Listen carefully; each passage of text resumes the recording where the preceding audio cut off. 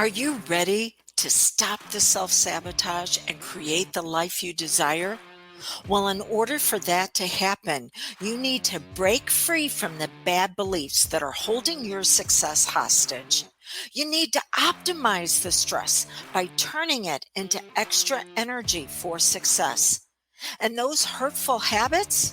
Well, we need to give that pain a purpose for progress. Welcome to Stop the Self Sabotage and Create the Life You Desire podcast. What were you taught that you couldn't have? What was the family message of the secret that you had to hide? How did you need to cover up? Because everything you do that has an emotional content or experience to it will then have to have a meaning that goes along with it. And that meaning will then trickle down into what you believe, what you value, and what you seek out.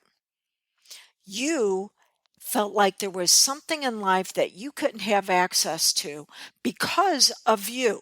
Not because of the environment that you were in or the people in authority around you. It was because of you. So you then developed an inadequacy.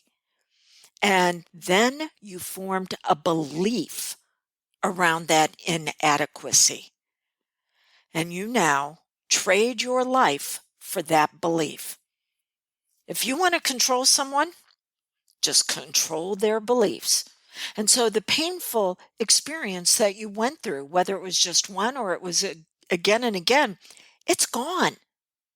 But you continue to seek it out because that's how your powerful mind is programmed. It continues to look for the same story and the cast of characters to fill in.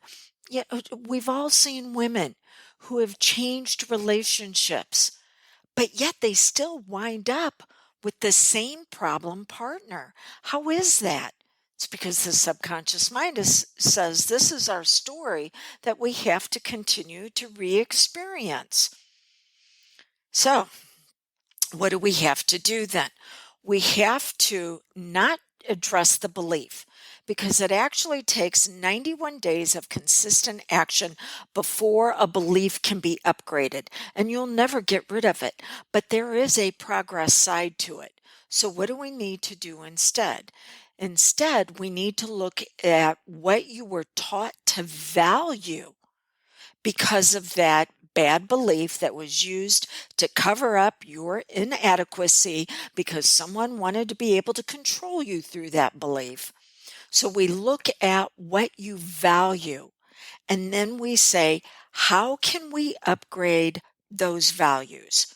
Because every conflict, whether it's between countries, states, organizations, in business, between people, or within yourself, every conflict is a conflict in values. So there's one part of you that wants to be able to move forward.